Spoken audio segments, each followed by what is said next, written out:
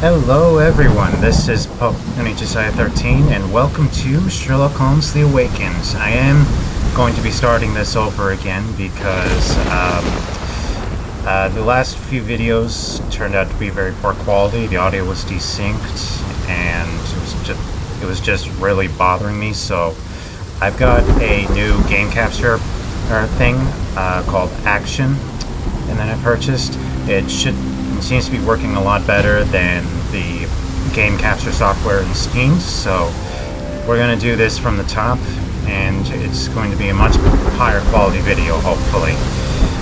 And so, in the meantime, this is Sherlock Holmes The Awakens. Let's get started with the new game.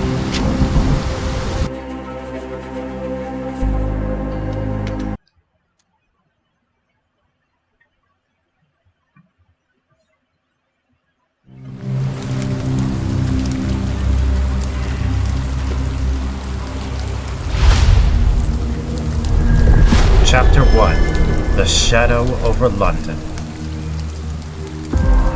Baker Street.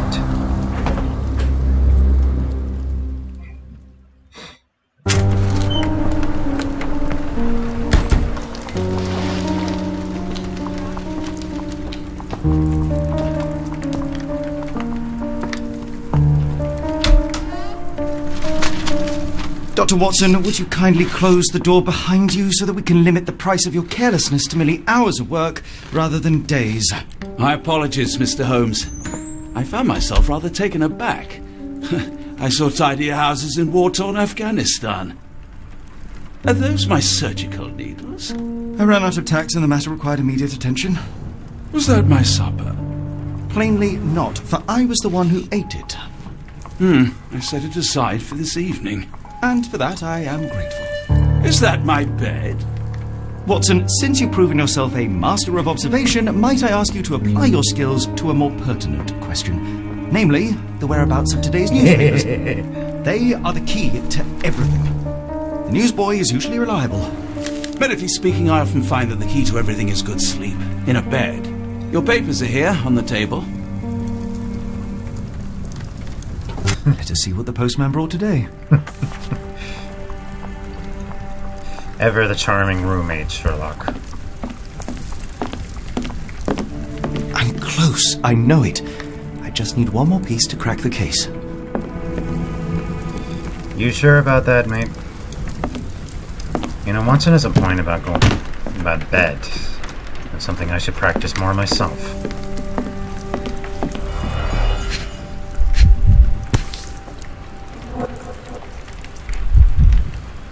Another letter from Werner.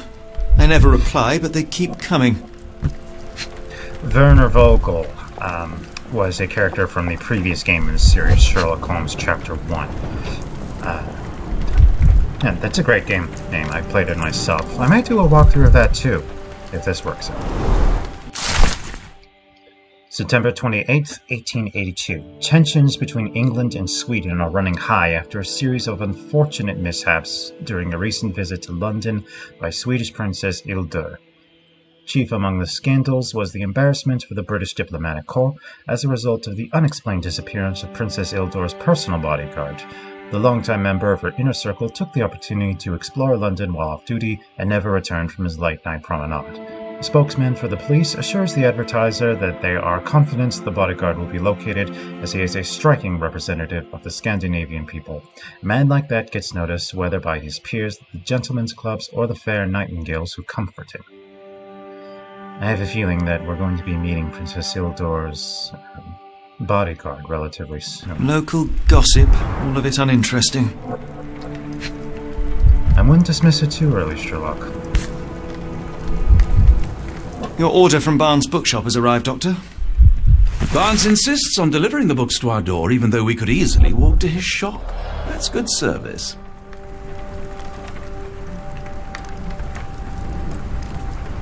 I don't see the Strand. Where is it? Pardon me? I am on the precipice of uncovering a pattern of crime across London spanning many months and involving many men. The missing paper cannot be a coincidence. That's preposterous. My dear fellow, life is infinitely stranger than anything which the mind of man can invent. Well, life used your newspaper to wipe its posterior, so after that unpleasant discovery this morning, I disposed of it. But in lieu of the Strand, perhaps I can deliver you something equally tantalizing. I have just returned from a patient of mine, Captain Stemwick, who... No, that will not do. Grab your coat, Dr. Watson. Let us hope nobody has collected the dustbin. Sherlock, you do realize that even if someone stole your paper, you could easily just go to a stand and buy another one, right? That wouldn't accomplish anything. It's rainy today. Why not dress something in more appropriate weather?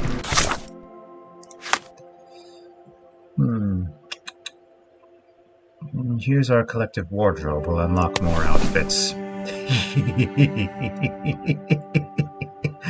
Worst suit in the game. Just awful. As the game progresses. Guaranteed to get dirty instantly. Yes.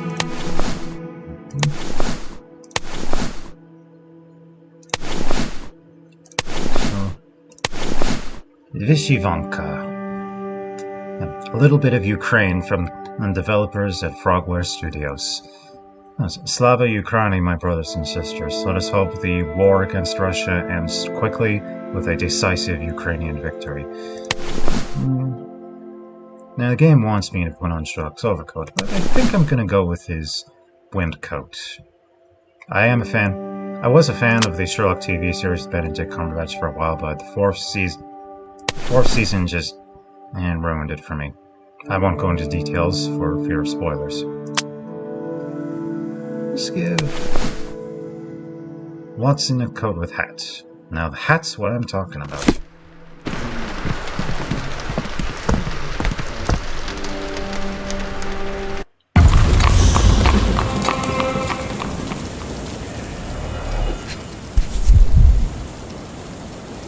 A cactus spine. If it gets in your skin, it's awfully tricky to remove, and when laced with poison, the perfect assassination tool. A rational man would consider that slightly paranoid of you, Sherlock. You were mistaken, Dr. Watson. The paper was indeed dirtied, but not how you implied. It's potting soil. See, Watson? The conspiracy is real. Someone tried to poison me. Poison? You? That's madness. Get the Strand! Get your copy of the Strand here! Sorry, Mr. Holmes. I just sold my last paper. Blast.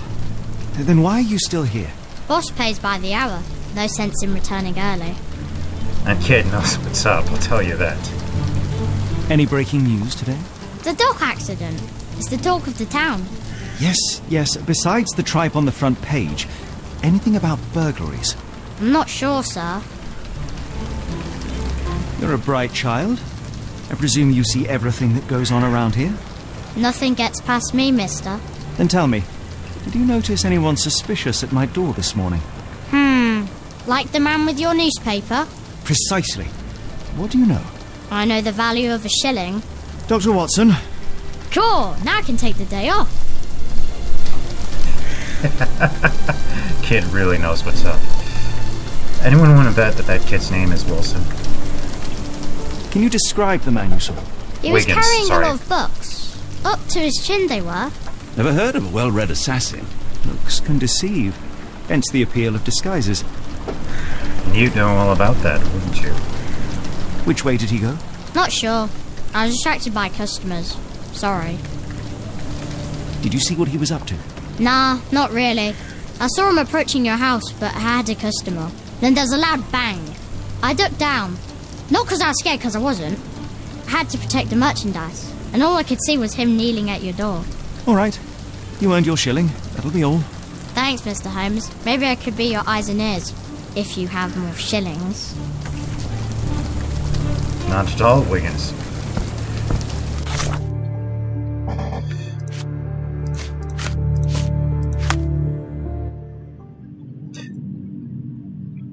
They've used this deduction boards-like thing in past games a lot. It's something that I really enjoy because it forces you to think like a detective. I like the design for this game. It really emphasizes the mental twist of the emphasis on psychosis and dental imagery in this game.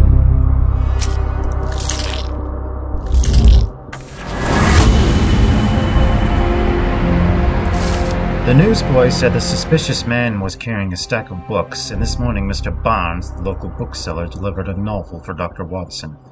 A cactus spine for assassination, a loud bang. A visit to Mr. Barnes is in order.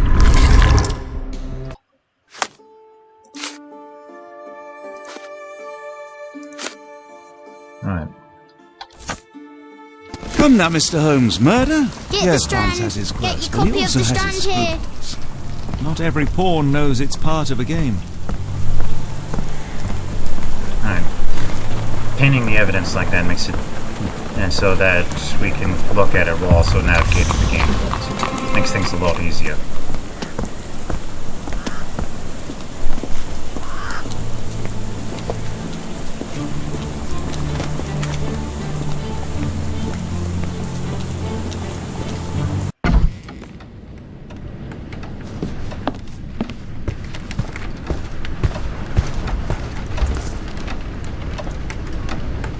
Observe.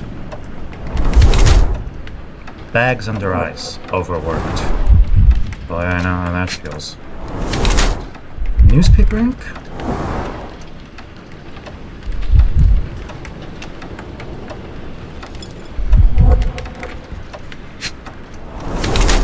Leans heavily on right leg. Sword left leg. High heels. Wants to look taller. You can learn a lot about a man by looking at his shoes. Mr. Barnes has developed a limp and has large bags under his eyes, the result of long hours of intense work. He is not very confident and tries to appear taller by wearing high heels. It seems unlikely that such a person would be involved in a murder plot, even if the ink on his hands suggests he is the one who soiled the newspaper. Nevertheless, Mr. Barnes could still be a pawn in a bigger plan without his knowledge. Or is he a blackmail victim? Limp.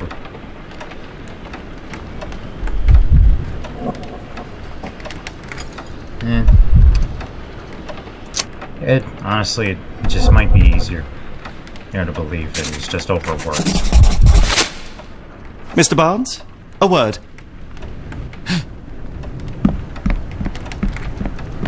Oh, for goodness sake. You know, you could have tried to stop him.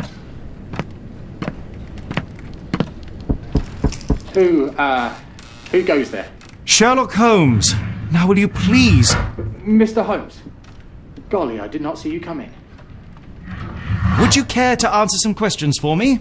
Well, I wish I could, but I am deep in the weeds with work. How about we reschedule in a month or two? Come now, Mr. Barnes. It will only take a moment. No, really deep in the weeds with important things. Well, help yourself to any book. Just take it and pay later. I trust you, Mr. Holmes. Barnes doesn't seem like himself. Why is he acting this way? You're asking the right questions, Doctor. Let's find a way to coax him out.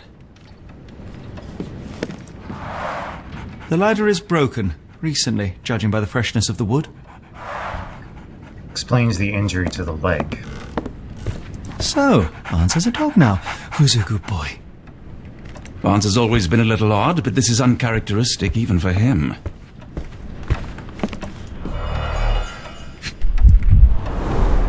Basics of cryptoanalysis, cryptography in Egypt. It appears Barnes has an interesting hobby.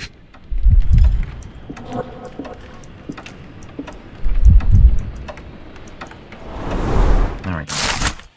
Catalogue of exotic plants on Barnes' counter. The name of the catalogue reads Everlasting Plants for an Everlasting Love. How romantic.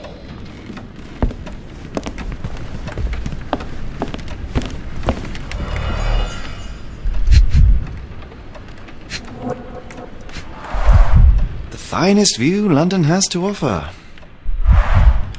Hate to see the lesser views.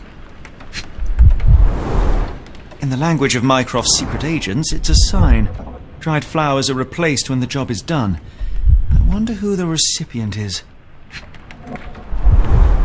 An improvised stand, but it does make the flowers more visible.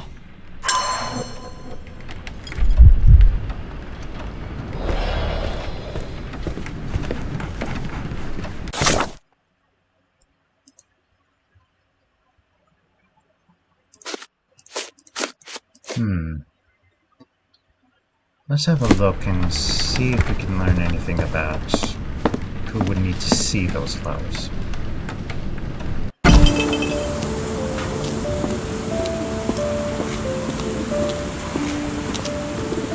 Hello there. What's your name?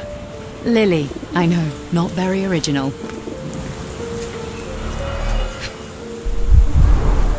Encouraging people to stop and smell the roses? Our national emblem. God save the Queen. Familiar spine? Is this what I found in my dustbin? The pot is damaged. The blow was severe, but softened by something. You know, that might explain the ponic soils. Oh, Sherlock. It must take patience and care to produce a bloom so beautiful. I imagine so. I merely sell them.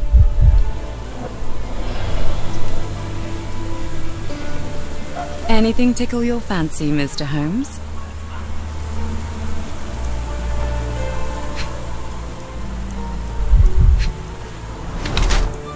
Luxury fabric, unusual for work attire. Wearing makeup, beauty or concealment.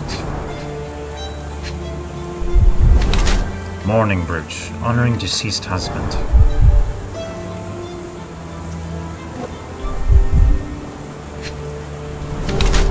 Clean boots, she changed her shoes when she arrived.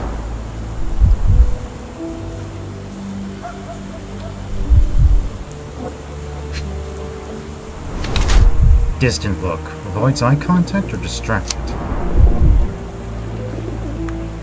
Is not suitable for work. Her shoes showed no traces of mud. She must have changed them when she arrived. Her eyes constantly dark and around the street, seemingly in search for something. Perhaps she is waiting for someone. While Mrs. Fleming cherishes the memory of her departed husband, she is trying to move on, as suggested by her makeup and nice outfit. Perhaps she is dressing to attract someone's attention, or simply because she has learned to love herself again.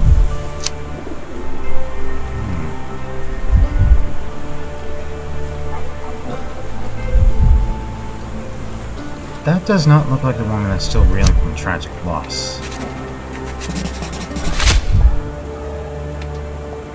Mrs. Fleming, you look particularly lovely today. Is there a reason? Does a woman need a reason to look or feel beautiful? No, but your distant look suggests you seek one man's gaze in particular. Who told you that? Nobody. Merely a keen eye and some simple deduction. Well, I'll kindly ask you to keep your keen eye to yourself, Mr. Holmes. Oh yeah, he'll just pluck it out for you.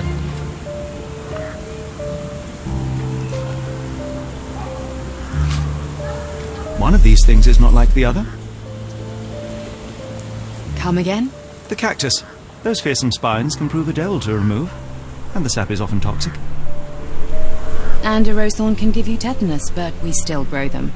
The cactus seems comparatively harmless, though you have me thinking it must be valuable. I was under the impression that you knew its price already. Your guess is as good as mine.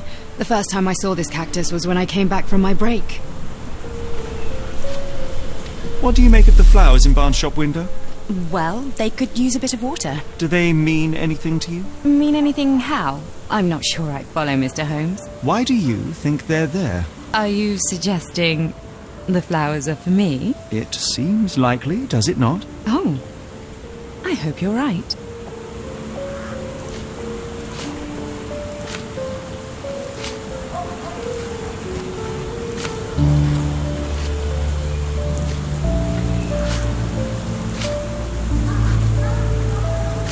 Are you familiar with Mr. Barnes? Yes. No, not really. Well, in a way. What on earth does that mean? I know who he is, of course, but we haven't shared much more than a look. A look? Yes. Each morning I go for a walk in the park with my dog, and most days I spot Mr. Barnes there with his new puppy, so we see each other. Actually, we once met briefly while our dogs played. He was quiet and seemed unsteady as he approached, but since then, we've never spoken. I often see him staring through the shop window. Sometimes I wonder what he thinks about that would etch such longing onto his face. Can you not guess?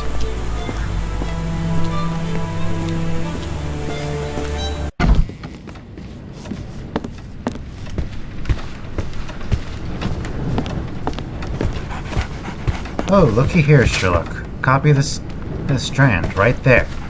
You could just take it and read it, you know. Apologies, but I can't hear you. Please come back later.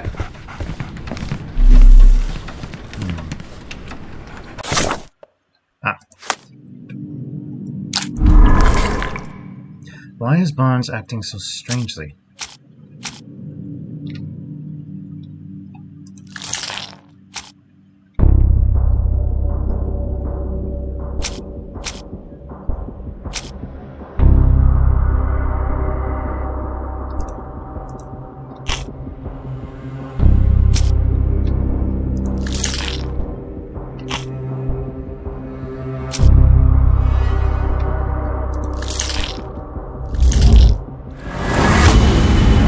But of course, Barnes displays a bouquet of dead flowers to attract the attention of Mrs. Fleming, a florist. He may hope she will come into his shop and give him watering advice, or it could simply be a symbol of his desperation. Barnes anonymously gifted her a cactus, which he ordered from the catalogue on his counter. Questionable choice, but for Barnes, a symbol of his eternal love, since the catalogue represents these cacti as immortal. Plainly, this is the same cactus he dropped on the Strand outside 221B Baker Street. There, see? I think perhaps I have been chasing shadows. Do not despair, Mr. Holmes. Even the best of us make mistakes. We better tell Mr. Barnes what we've learned. I could hardly imagine anything more macabre. I can. Yeah, Watson was right, Holmes. You really should get some sleep. Your mind's going at making up these paranoid conspiracies. Mr. Barnes, I know what you did, and I know why you did it. I'm sorry, Mr. Holmes. I can't hear you very well from behind the door. You ordered a cactus from the plant catalogue and then left it for Mrs. Fleming as a gift. You place flowers in the window to get her attention and wear high heels to appear taller and more desirable. You are her secret admirer. I'll take that as a yes. Also a cactus? Really? Couldn't have picked something like roses or whatever? I couldn't read this morning's edition of The Strand because it was covered in soil and spines. I know you dropped a cactus on it and then fled. Barnes, it's Dr. Watson. Rest assured we are not interested in disclosing your personal affairs to anyone, including Mrs. Fleming. Please come out. All right, then.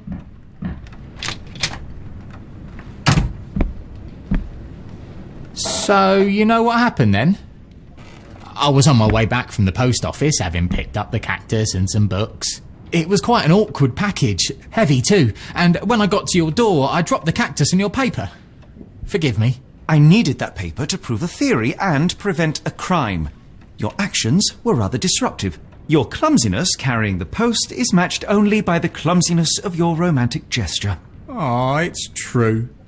I am useless with this sort of thing. I'm not even sure if Mrs. Fleming noticed. As in most things in life, truth is the answer. Cease with the abstruse signals and anonymous gifts, and simply talk to the woman.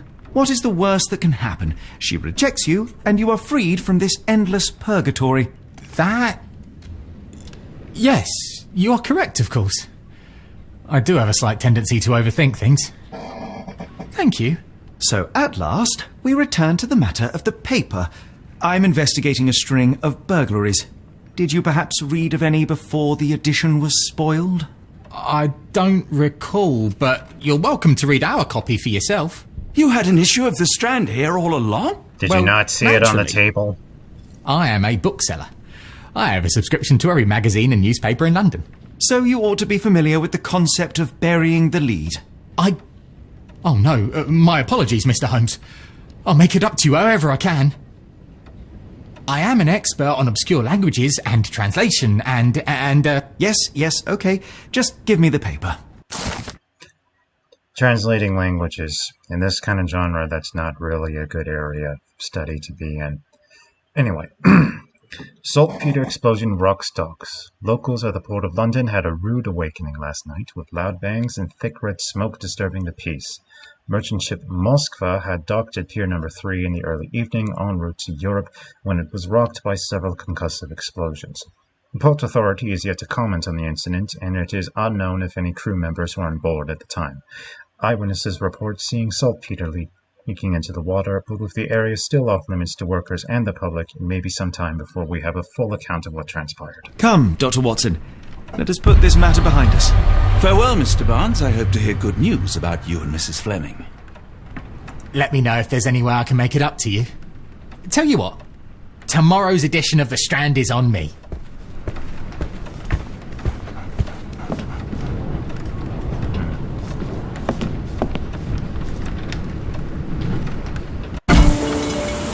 Well, that was an utter waste of time. An assassination did seem rather unlikely. There was supposed to be another burglary. I was certain of it. Something you wish to say, Doctor? No. Well, only that you have a remarkable faculty for deduction and pattern recognition, and that perhaps, if ill applied... I see things that are not there. Yes. It is London. There will always be burglaries. Doesn't have to mean anything. So it seems. Forgive me. Without something to occupy my mind, I turn into an entirely different animal. Which brings us back to my news from earlier. I think I have a case for you, a real one. Truly? Indeed. Though perhaps not as thrilling as your stories from Cordona. A patient of mine, Captain Stenwick, told me that his servant disappeared. I said I knew just the man to help. What do you say? Oh, Watson. Yes, I know it's not the most tantalizing mystery, nor the story to launch my writing career. But... it's brilliant. Let's go. Oh, good. Well, his house is nearby. Come. Cordona was the island that the previous game, Chapter 1, took place on. Also, starting your writing career, Watson, if you're accompanying Sherlock in his adventures, then a study in Scarlet, it has already happened, so you've already gotten started.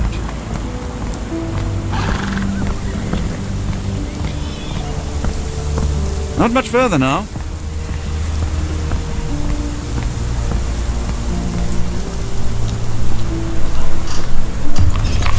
This be the place? Is this lousy attitude of yours because of my altercation with Inspector Lockhart? Did he put you up to this? Sir, the Inspector has nothing to do with it. I'm telling you the same thing I tell anyone seeking a missing person. Good day, gentlemen. Forgive the intrusion. Captain Stenwick, this is my colleague Sherlock Holmes, the consulting detective I told you about. At last, a professional. This useless officer refuses to do anything about Kimmy here, my missing servant. What was your name again? I shall be certain to inform your superiors. Sergeant Ruffles. And it's my superiors who made this decision, sir. Why has the police department decided not to help? We investigate murders, thefts, fraud, arson, real crimes. A servant walking away from his master is not our highest priority. That said, if we find Kimahia breaking the law, we'll be sure to notify Captain Stenwick. Have there been other disappearances lately? Of course, here and there. But when life is tough and opportunity comes knocking, you can't blame those who answer. Now, I must be off. Best of luck in your search. You heard that, didn't you? The way that man spoke to me. I shall need your written testimony. Then we can lodge a complaint. Captain, perhaps Mr. Holmes' time is better spent learning about your servant, so that he may begin his investigation. Ah, yes. Quite right. Fire away. Tell me about Kimahia. He's foreign. A Maori. All the way from New Zealand. Biggest man you've ever seen. And as strong as two. Dark hair and fearsome tattoos. He doesn't speak a whit of English. Never bothered to learn. But I made do with pointing. I invested a lot of money in him, so he must be found. When did you last see your servant? Kimmy here normally brings me the morning papers, but yesterday I had to get them myself. He must have escaped the night before yesterday. Oh, boo-hoo, you had to exert yourself a little bit. May I see your servant's bedroom? His shack is in the garden. You can't miss it. Did you search the room? Of course, but only to check he wasn't lying dead inside.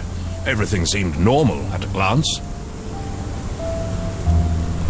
I take it this is the first time Kimahir has vanished? Undoubtedly. The man seemed terrified of the city.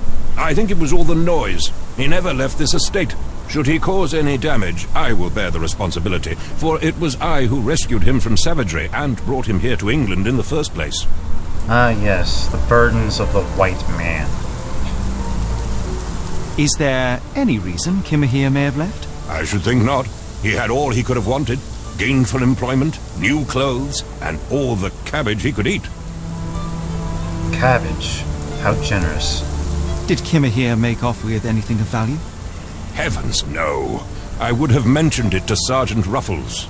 Still, he must have fled with some money on his person.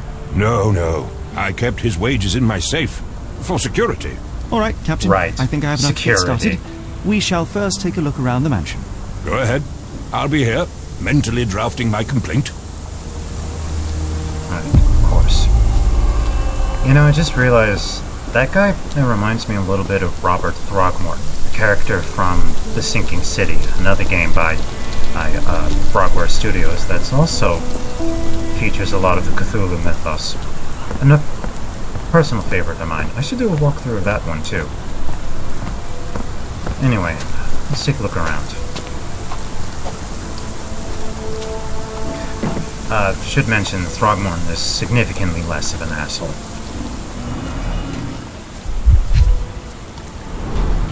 Chewing tobacco.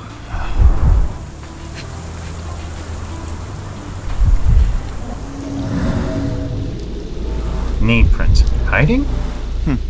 Looks like a knee print.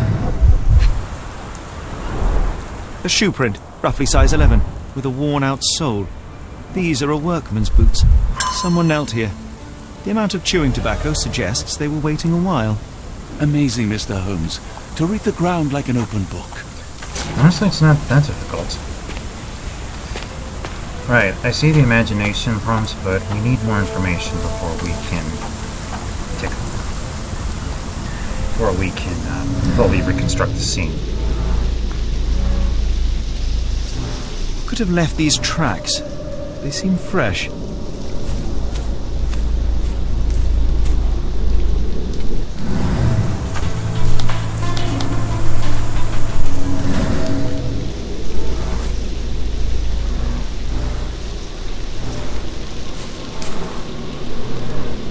Someone moved a cart to this spot and then took it elsewhere. Can't see it anywhere in the garden.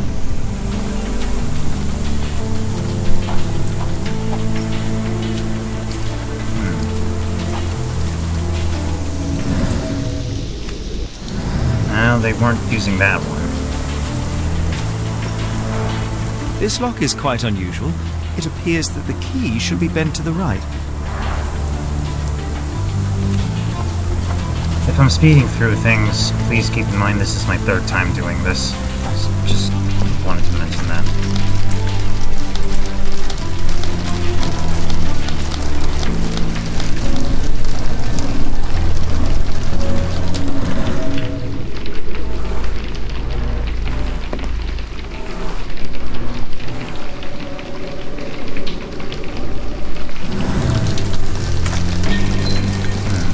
Looks like one of the keys is missing.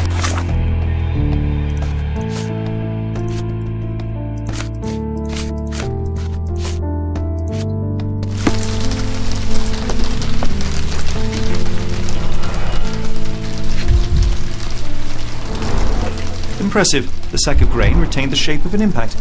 Someone hit their head here.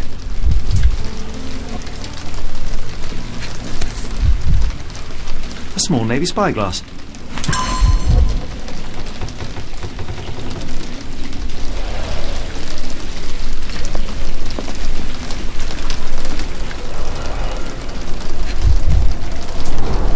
A scrap of Hessian.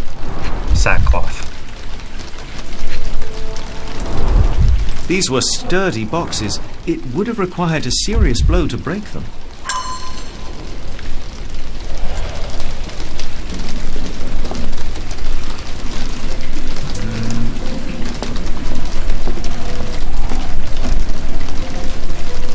coming through it. Hi, Watson. Button chops. The remains of a meal.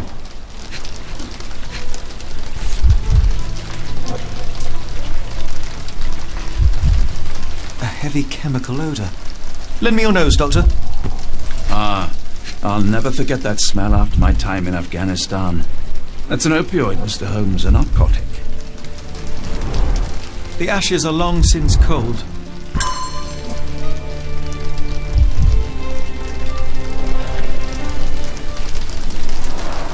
Is this a tanifar, a Maori water spoon, or something else? Either way, it's giving me chills. Knowing the genre we're in, I'm going to go with something else. A Maori nose flute. Ngurus, they're called. Clothes made of hessian. Is Sten really so miserly? Great place is to live. The roof even leaks.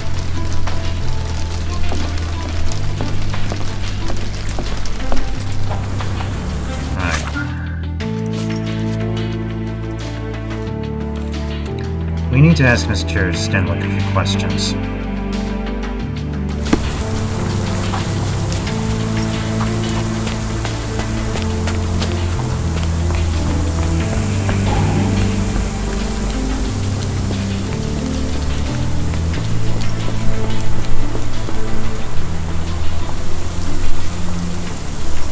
I came across a pile of hessian clothes in the shack. Are they Kimahir's? Yes. I had to give him something to clothe himself. He seemed unfazed by his bare skin, but I found it distracting. Is this spyglass familiar? I don't recognize it. Could it be Kimahir's, perhaps? I doubt it. I never saw him with it, nor could I suggest how he might have come by it. Right, because you kept his wages in the safe for safekeeping. The door to your garden has an interesting lock. Yes, I have uncommon locks on every door of my mansion. It makes them harder to pick. Kimmy here and I both had a set of keys. I'll need to borrow them. No, you'll need to do what I tell you to do. Examine the garden. It would help if I had those keys. Has Kimahir ever indulged in tobacco? No, the man doesn't even drink. Are you certain? I found chewing tobacco in the garden. I controlled Kimahir's expenses since he struggled with the currency. I would have known if he used tobacco. Struggled with the currency, yeah. Where on earth are you going with this? Do you happen to know Kimahir's shoe size? I wouldn't have the foggiest. But I'm sure it was enormous. Not that it matters. He spent his life barefoot. Despite my best efforts, he simply did not take to shoes. Like he did not take to English?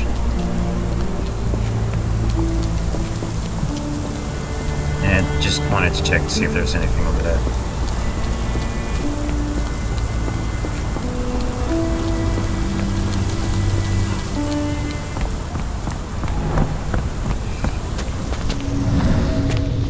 Hold on, I'm missing something.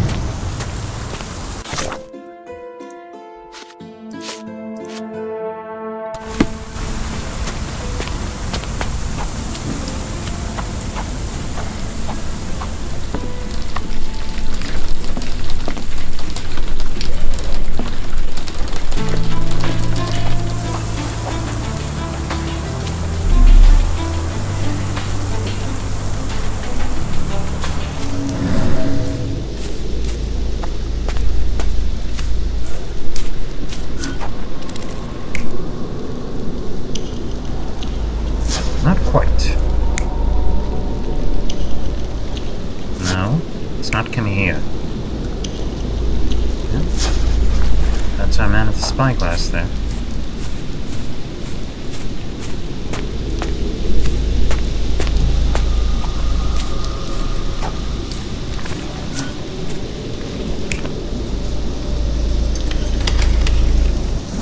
Oh, I know what I'm missing.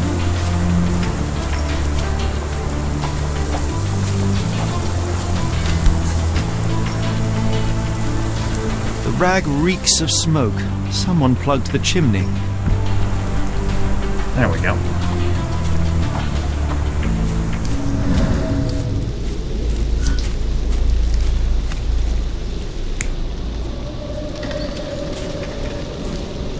No, he didn't take a basket of anything. No. There we go.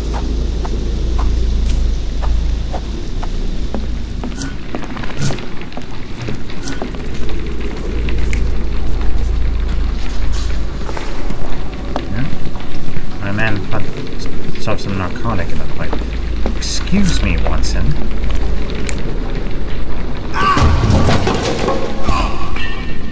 No, there wasn't a fight.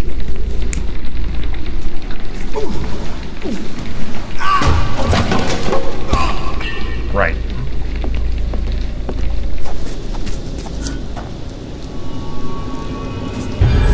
Surveilling from afar, the intruder waited for a window of opportunity. When Kimahir went to sleep, the man crept up to the shack and slipped narcotics down the chimney pipe, then blocked it with a cloth. Kimahir inhaled the sedative and fell into a deep sleep. The intruder tried to move him, but the man was heavier than expected. The intruder fell on the sack and dropped his spyglass. In order to transport the servant, he had to use the cart. The final challenge was opening the garden door. Luckily for our intruder, Kimahir had the key in his shack. Remarkable. It makes total sense. Not exceptionally difficult.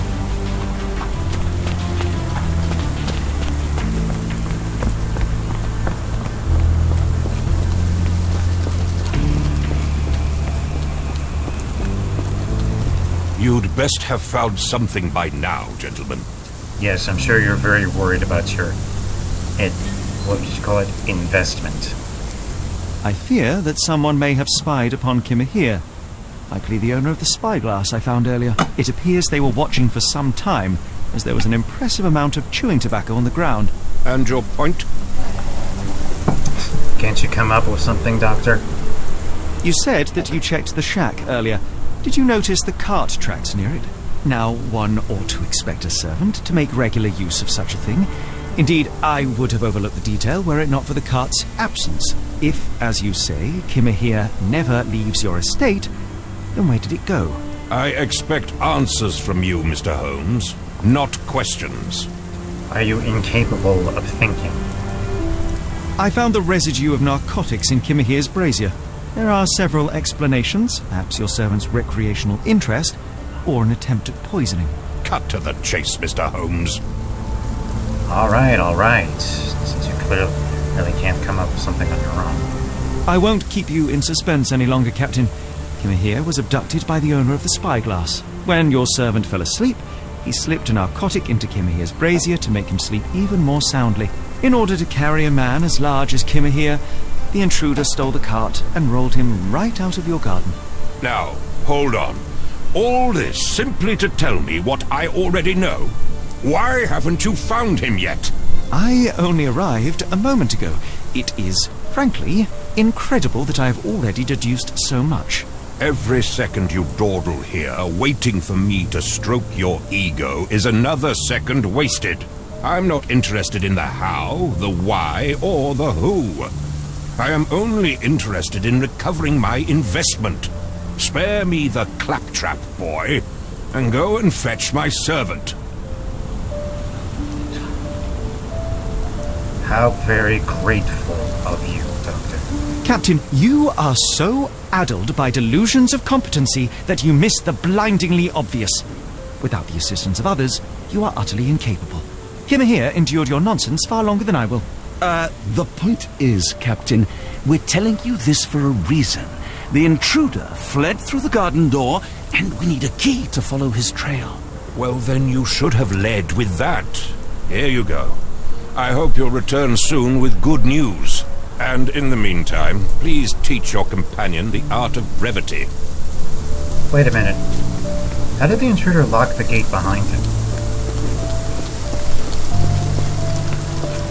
Couldn't have exactly locked it from the other side. Did he push him in through, go back, lock the door, climb over the gates, and keep going?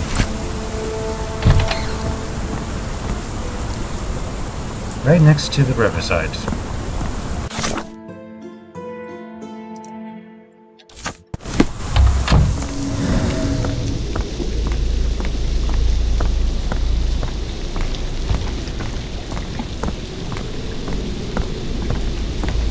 What's this? What does it say? No seams or torn fabric on this doll. Likely one-legged by design. Hey ho, street pigeons and roof ravens. Another treasure hunt is upon you. With a clue in hand, it's up to you to find all the dolls. A treasure hunt? Used to do lots of those in my childhood for myself and... Is it a call for help? A bad joke?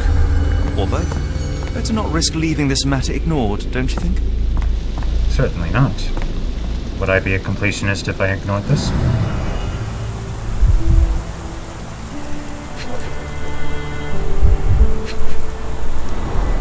Wheels picked up grass along the way. Kimahir's cart, I gather. Stenwick didn't bother just looking for this thing. Sturdy rope, professionally tied in a Portuguese bowline. This knot is often used by sailors to create a bosun's chair.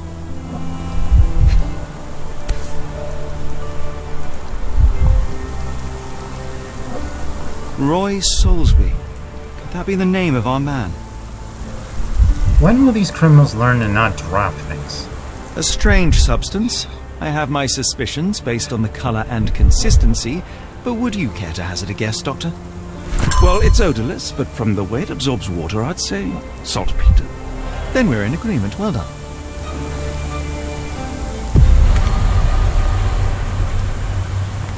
Whoop, watch yourself.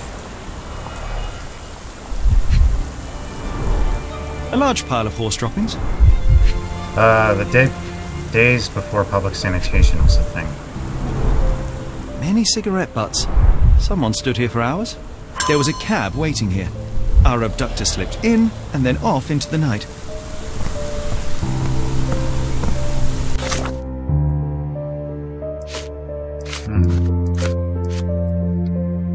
Now let's have a moment to think.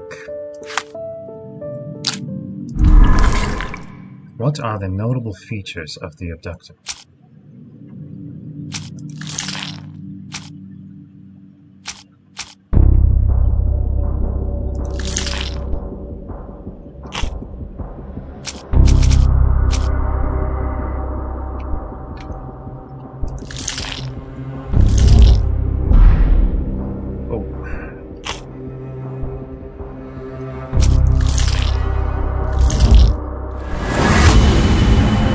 Kimahir was kidnapped by a sailor. A particular knot, a spyglass, and the footprints of a working man's boots.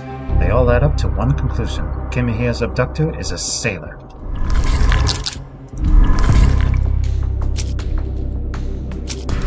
The words were saltpeter. Saltpeter explosion at the docks. Coincidence? I think not.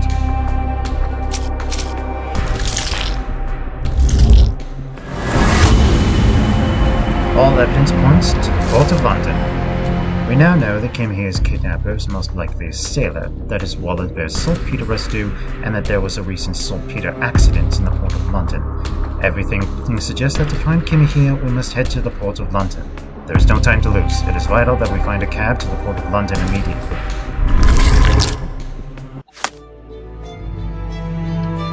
The strand proved not so useless after all. The saltpeter accident. Doctor, do you recall? The Port of London, of course. The footwear, the spyglass. Indeed. We shall need to take a cab there. I'm betting this is where our intruder made his entrance. Yes, we should be off to the Port of London, but first, we're going to complete this treasure hunt.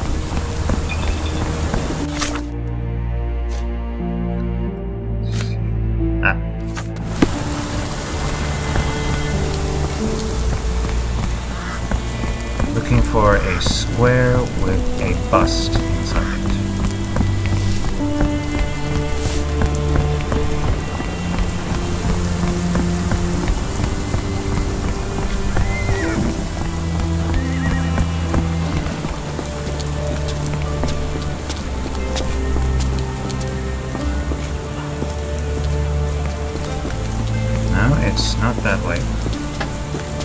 There it is.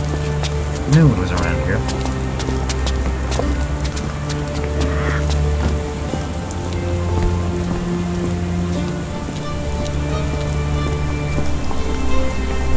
Arthur Ignatius Conan Doyle.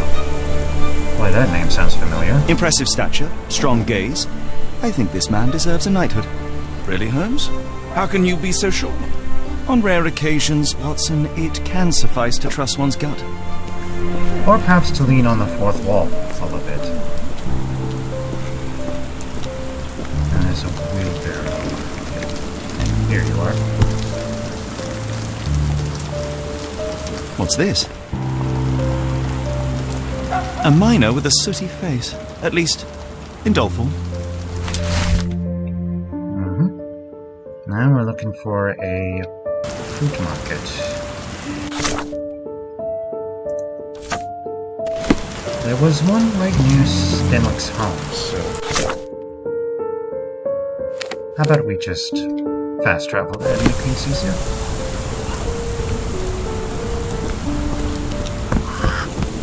I think it was this way. Oh, yeah, here it is. Okay, so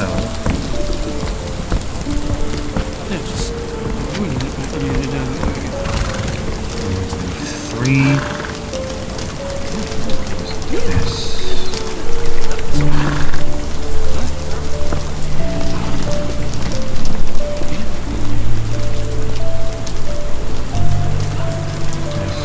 Yep, here it is. Unnaturally bent legs, yet they look to be a design choice. Seems to be for me. One more to go.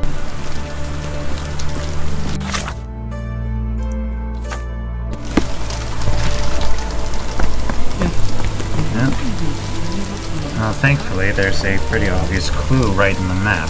It's near the bookstore. Just click hop over there. Lucky that gate's open in the exact same way as in the map.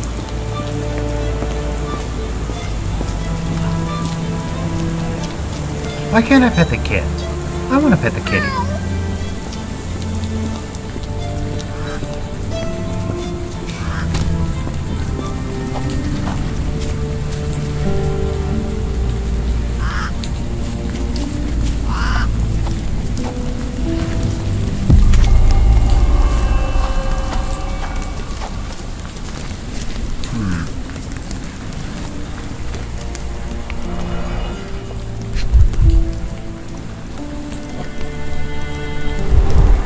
A model of a homely room and fireplace.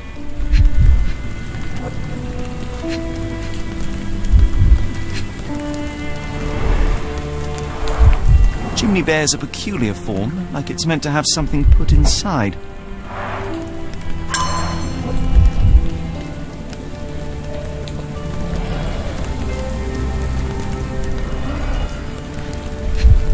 Perhaps a doll.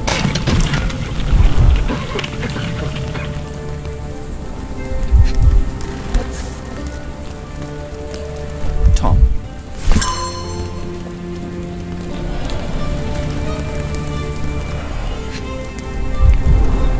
Looks like a factory to me.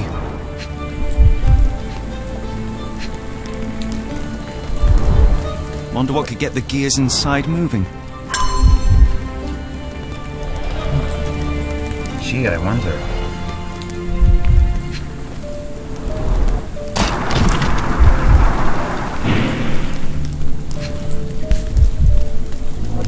Anne. Poor Anne. Whoever came up with these was talented. A small minecart.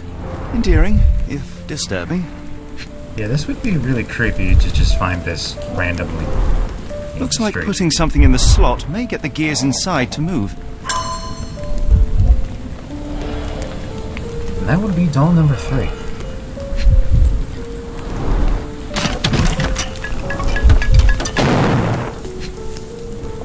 Wonder how they got the recordings. Charles.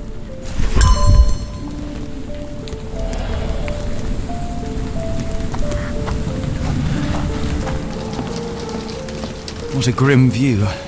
Yeah, definitely something that little kids would like to have around.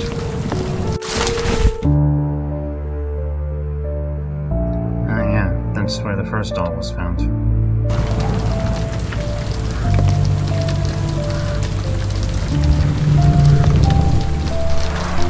Children's clothes, judging by the size.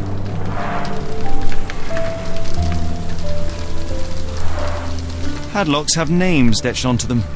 Anne, Tom, Charles.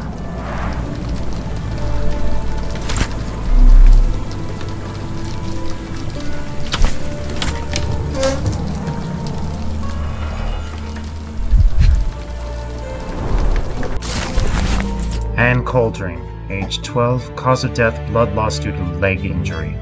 Tom Gill, age 5, cause of death, smog poisoning. Charles Potter, age 14, cause of death, severe burns, debilitating injuries. Harry's clumsy and less astute and squib ancestor.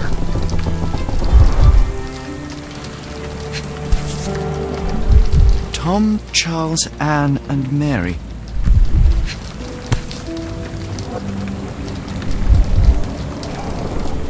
Tom doesn't look that much younger than the other kids.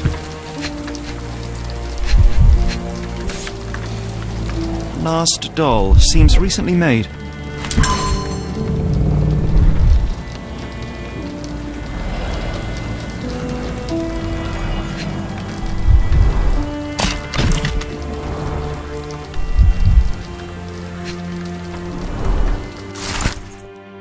You finally made it. You found the last piece of the puzzle.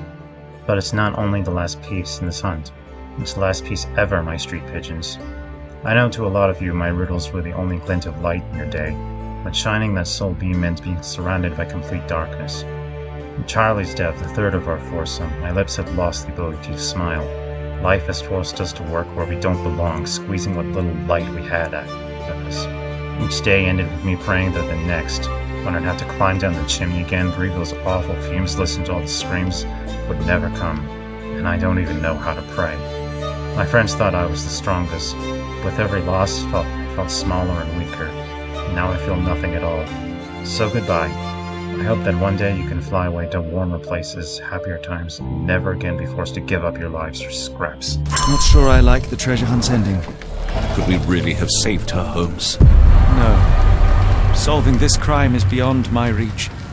It is society who must work on sparing children from death by hard labor.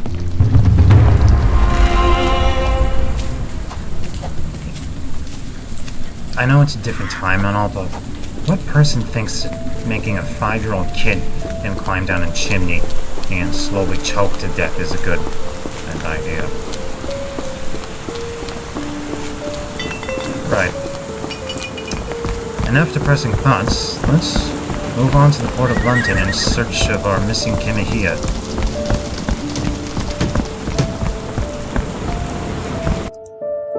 Where to, Gav? The Port of London, please. I will show you where to stop.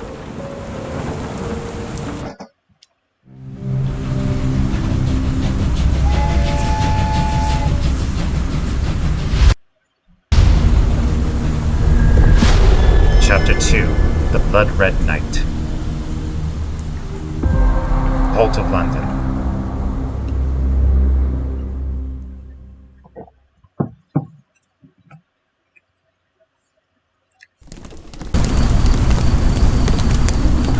Mr. Holmes, what a compelling mystery we have stumbled upon. Perhaps I have the premise of my next novel. One kidnapping does not a story make. Stop!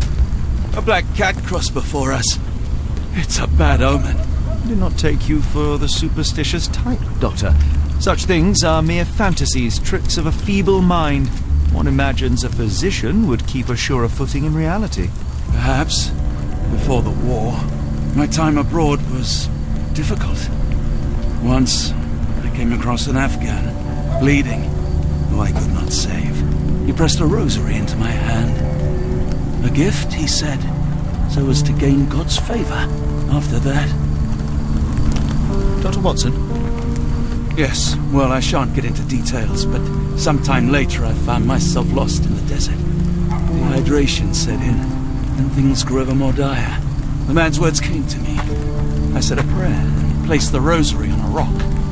A gift to gain God's favour. And you were rescued? Yes. A detachment of British soldiers found me. To whom I'm grateful. Without their diligence, you would not be standing here and I would not have this case. I'm sure you have another explanation prepared, Mr. Holmes, but I think I shall cling to the occasional superstition all the same. To each his own, Dr. Watson.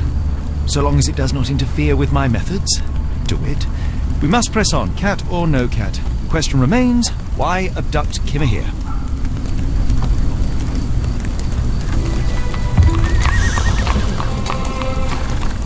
That is a question that we'll have to answer next time, because we have reached the end of our chapter and our time together. I hope you enjoyed this video, and that you're looking forward to the next one. And until then, have a nice night.